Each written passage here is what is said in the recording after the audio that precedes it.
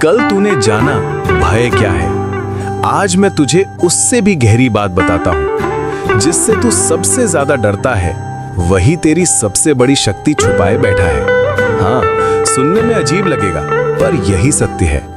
तू जिस चीज से भागता है वो बार बार तेरे सामने क्यों आती है, कभी सोचा? क्योंकि वही तेरी परीक्षा है, वही तेरा द्वार है। जिसे पार कर लिया तो तू वहीं से बदल जाएगा। अगर तुझे असफलता का डर है तो समझ ले तेरे भीतर सफलता की क्षमता बहुत बड़ी है। अगर तुझे अकेलेपन से डर लगता है तो समझ ले तेरे भीतर खुद को जानने की गहराई है।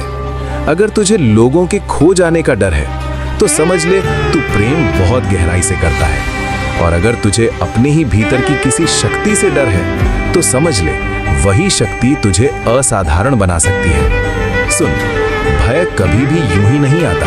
वो तेरे भीतर छुपे उस हिस्से की ओर इशारा करता है जिसे तू अभी तक स्वीकार नहीं कर पाया। तू उससे भाग रहा है क्योंकि तू उसे समझ नहीं पा रहा। पर भागने से वो खत्म नहीं होगा, वो और बड़ा होता जाएगा। कल्पना कर, एक दरवाजा है जिसके पीछे तेरी सबसे बड़ी शक्ति छुपी है, पर उस दरवाजे के सामने तेरा सबसे बड़ा डर खड़ा है। अब तू क्या करेगा? अगर तू डर कर पीछे हट गया तो वो दरवाजा हमेशा के लिए बंद रहेगा। और अगर तू हिम्मत करके आगे बढ़ गया तो वही दरवाजा तेरी पूरी जिंदगी बदल देगा। यही जीवन का नियम है। जहां डर है वहीं विकास है, जहां असहजता है वहीं परिवर्तन है, जहां तू रुकता है वहीं तू कमजोर पड़ता है, और जहां तू आगे बढ़ता है वहीं तू शक्तिशाली बनता है।